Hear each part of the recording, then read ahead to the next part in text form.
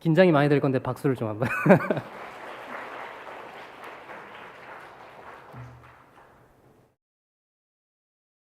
일본 선교지 탐방 갔다 오고 나서 느낀 점을 발표하겠습니다. 첫째 날은 나가사키 원포 기념관과 고난도 뮤지엄을 방문하며 전쟁과 역사가 남긴 아픔을 직접 느낄 수 있었습니다. 그 경험을 통해 전쟁은 다시 반복되어서는 안 된다는 생각이 들었습니다. 둘째 날은 히젠 나고야성과 한일 교류센터 도자기 마을을 방문하며 한일의 역사에 대해서도 생각하게 되었습니다. 한일 교류센터에서는 임진왜란을 일본 정부는 패전으로 인정하지 않았지만 사가현에서는 인정하고 있다는 이야기를 듣고 놀랐습니다. 셋째 날은 니시 후쿠오카 그리스도 교회에서 선교사님의 말씀을 들었습니다. 특히 민폐를 끼치지 않는 문화가 인상 깊었는데 길에서 인사를 했을 때 지나가는 사람들이 계속 인사를 받아주는 모습을 보며 일본 사람들의 배려를 느낄 수 있었습니다. 또 윤동주 시인이 있었던 현무소를 방문해 일본인들이 매년 그의 시를 읽는다는 이야기를 듣고 인상 깊었습니다. 저도 그들처럼 과거를 기억하며 살아가고 싶다는 생각이 들었습니다. 고시다 신사에서는 일본의 전통 문화를 직접 볼 수 있었습니다. 저의 다짐은 말이 잘 통하지 않아 아쉬움이 있었기 때문에 일본어를 더 배우고 언젠가는 다시 일본을 방문하고 싶습니다.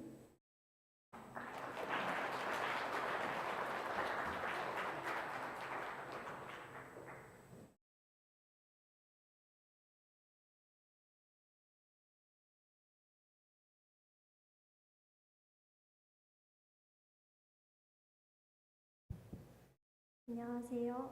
4박 5일 동안의 일본 선교지 탐방을 마치고 느낀 것들을 나눠보도록 하겠습니다. 먼저 일본 선교지 탐방을 떠나기 전 사실 저는 일본에 대해 큰 반감보다는 일본의 문화와 감성을 좋아하는 마음도 있었습니다. 하지만 본격적으로 탐방을 시작하면서 일본과 우리나라 사이의 역사 그리고 그 안에 담긴 아픔들을 다시 마주하게 되었습니다. 나가사키의 원자 폭탄이 떨어지며 일본인뿐 아니라 수많은 조선인들이 죽거나 다쳤고 군함도에 강제징용되어 사람 취급도 제대로 받지 못했던 조선인들, 축제 같은 분위기의 신사에 전시된 명성황후를 시해한 칼, 후쿠오카 형무소에서 생을 마감한 윤동주 시인의 이야기를 들으며 마음이 무거워졌습니다. 그런데 그 이면에서는 이 아픈 역사를 기억하고 기리고 반성하려는 사람들의 모습도 볼 수 있었습니다. 그 과정을 통해 상처의 자리에서도 복음이 전해지는 모습을 보며 인간의 생각으로는 이해할 수 없는 방식으로 하나님께서 역사하신다는 사실을 보게 되었습니다. 원자폭탄으로 아내를 잃고 자신도 큰 부상을 입은 나가이 다카시 박사의 삶을 통해 절망적인 상황에서 그리스도인으로서의 삶을 볼 수 있었습니다. 그는 내 이웃을 내 자신과 같이 사랑하라는 예수님의 말씀에 순종하며 끝까지 믿음을 붙들었습니다. 그 모습을 보며 우리 삶에서도 왜 나에게 이런 일을 주셨는지 이해할 수 없을 때에도 하나님의 뜻을 구하며 하나님께서 여전히 우리를 사랑하시고 주관하고 계심을 믿는 믿음이 필요하다는 것을 느꼈습니다. 또 선교사님을 통해 우리가 흔히 알고 있던 일본의 성향이 일본의 기독교 탄압의 역사와 깊이 연결되어 있다는 이야기를 들었습니다. 숨어서라도 신앙의 정체성을 지켜왔기에 복음이 이어져 왔고 이 또한 하나님의 일하심이 아닐까 생각하게 되었습니다. 또 일본에서의 전도는 우리나라와 많이 다르다는 이야기를 들었습니다. 오랜 시간 인내하며 관계를 쌓고 마음이 열릴 때까지 오랜 시간이 걸리지만 한번 복음을 받아들이면 삶을 내어주며 끝까지 믿음을 지키는 사람들이 많다는 이야기를 들으며 제 자신의 믿음을 돌아보게 되었습니다. 모태신앙으로 자라 많은 말씀을 들어왔지만 과연 나는 믿음의 사람으로 살아가고 있는지 스스로에게 묻게 되었고 삶을 내어주며 믿음을 지키는 그들의 모습을 본받고 싶다는 마음이 들었습니다. 이번 탐방을 통해 일본이라는 나라를 더 잘 이해할 수 있게 되었고 하나님이 이 나라에서 어떻게 일하시고 계시는지 조금이나마 볼 수 있었습니다. 또 일본에서 그리스도인으로서 살아가는 분들의 이야기를 더 많이 듣고 함께 나누고 싶다는 마음이 있기에 기회가 된다면 이 만남이 한 번의 탐방으로 끝나는 것이 아니라 계속해서 교제하고 기도하며 바칠 수 있기를 소망합니다. 감사합니다.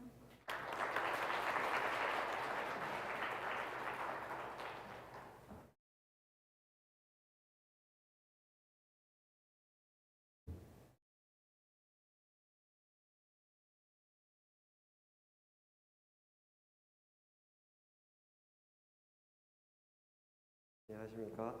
저는 이번 1월 18일부터 22일까지 4박 5일간의 짧지만 또 한편으론 강렬했던 일본 선교지 탐방을 마치고 제가 보고 느꼈던 점을 나누고자 이렇게 나오게 되었습니다.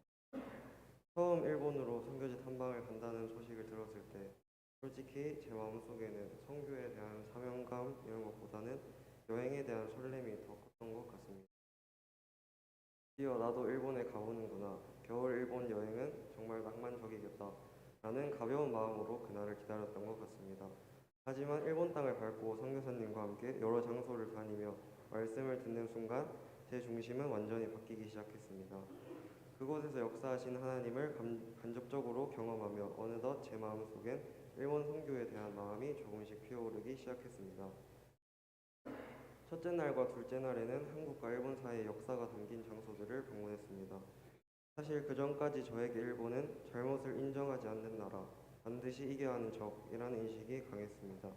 하지만 직접 눈으로 보고 설명을 들으며 내가 완전히 일본을 오해하고 있었구나 라는 것을 깨달았습니다. 과거의 잘못을 반성하고 비극을 반복하지 않기 위해 노력하는 모습들을 보며 일본을 향한 제 닫혀있던 마음이 열리게 되었습니다. 셋째 날 방문한 니시오쿠오카 교회에서 성교사님의 말씀을 들으며 정말 큰 은혜를 받았습니다.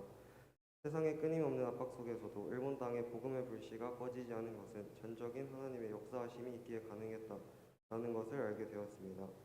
하나님께서는 우리에게 늘 좋은 일만 주시는 것이 아니라 때로는 감당하기 힘든 시련도 허락하신다는 것을 다시금 생각하게 되었습니다. 어려움이 닥칠 때 원망하며 하나님을 멀리하는 것이 아니라 이 모든 것이 나를 위해 준비된 하나님의 계획임을 믿고 기도의 자리로 나아가야 함을 배웠습니다. 또한 하나님은 내가 잘나고 부유할 때만 찾아오시는 분이 아니라 내가 가난하고 불행한 순간에도 변함없이 나를 사랑해 주시는 분임을 깊이 느꼈습니다. 이번 선교지 탐방을 통해 일본이라는 나라가 왜 가깝고도 먼 나라라고 불리는지 조금은 알 것 같았습니다.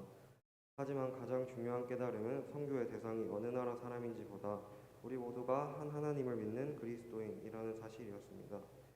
국적이나 문화가 다르다고 해서 거리를 두는 것이 아니라 서로의 문화를 존중하며 복음을 전하는 일에 힘써야 한다는 것을 절실히 느꼈던 것 같습니다. 지목교회 선교팀과 그리고 선교사님과 함께한 4박 5일이 너무나 짧게 느껴져 아쉬운 마음이 듭니다. 더 많은 시간을 보내며 추억을 쌓고 싶었지만 이 아쉬움을 다음을 기약하는 소망으로 바꾸고자 합니다. 언젠가 다시 기회가 된다면 그때는 탐방을 넘어 우리 모두가 한마음 한뜻으로 일본 땅에 복음을 심는 본격적인 사역의 현장에 함께 있기를 소망합니다. 감사합니다.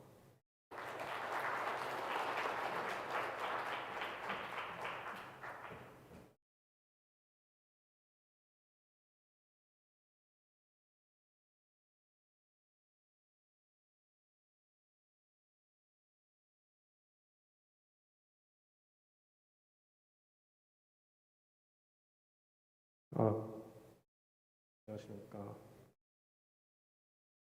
일본 선교지 탐방을 다녀온 후에 느낀 것들을 조금이나마 나누고자 합니다. 선교지 탐방을 준비하며 토요일마다 책 모임을 했습니다. 그때까지만 해도 일본은 복음의 확장이 막혀 있는 곳이구나 라고 생각했습니다. 일본에 직접 가서 선교사님을 통해 역사에 관한 이야기를 들으며 제 선입견이 바뀌게 되었습니다. 탐방을 하기 전 선교사님께서 역사를 볼 때 한국인의 입장을 넘어서 그리스도인의 시선으로 역사를 봐야 한다고 말씀해 주신 것이 인상 깊었습니다. 첫째 날 나가사키에 있는 원폭기념관 군함도 뮤지엄을 방문하면서 일본은 자신들의 과오를 인정하지 않고 역사적인 비극에 대한 책임을 전혀 기록하지 않고 있는 것에 조금 화가 나기도 하고 마음이 좋지 않았습니다. 그런데 조금 더 생각을 해보니 이런 모습이 나의 모습은 아닐까 하는 생각이 들었습니다. 내 삶에 조금의 경건한 모습이 있다고 해서 돌아보지 않고 만족하며 살고 있지는 않은지 내가 하나님 앞에 바로 서 있는지 점검하게 되었습니다. 둘째 날에는 나고야성 한일 교류센터를 갔습니다.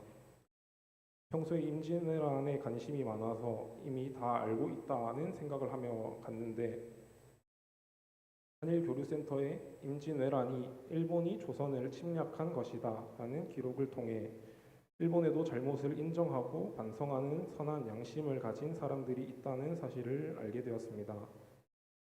전쟁의 최선봉에 섰던 오니시 유키나가라는 사람이 특히 기억에 남았는데 이 사람이 기독교인이고 조선인 포로들을 위해 세례를 베풀어 주었다는 사실을 알게 되었습니다.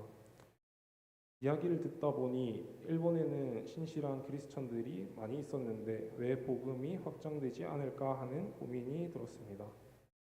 셋째 날에는 선교사님께서 사역하시는 교회에 가서 일본의 문화, 일본 그리스도인의 역사를 배웠습니다. 혼내와 다테마의 문화, 메이와쿠 문화, 매뉴얼 문화 등을 배웠습니다. 일본 그리스도인들이 아주 심한 박해를 받아서 잠복 크리스천들이 생겼고 이것을 계기로 본심을 숨기는 문화가 생겼다는 사실이 기억에 남았습니다. 그리고 일본인들은 복음을 전하는 사람이 누구인지가 중요하다는 것을 배웠는데 삶으로 살아내는 것이 일본의 복음 전파에서 매우 중요함을 알게 되었습니다.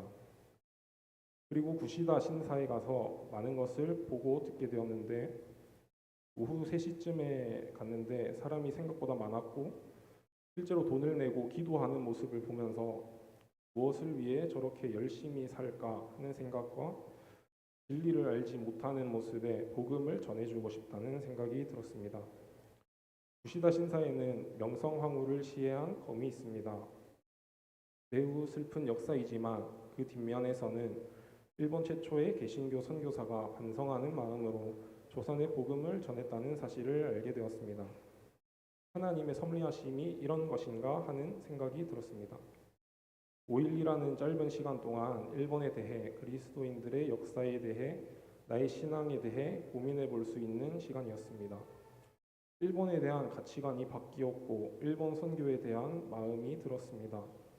일본어를 공부해서 일본 교회, 일본 그리스도인, 일본인들과 지속적인 교제를 통해 복음의 확장을 보고 싶다는 생각이 많이 들었습니다.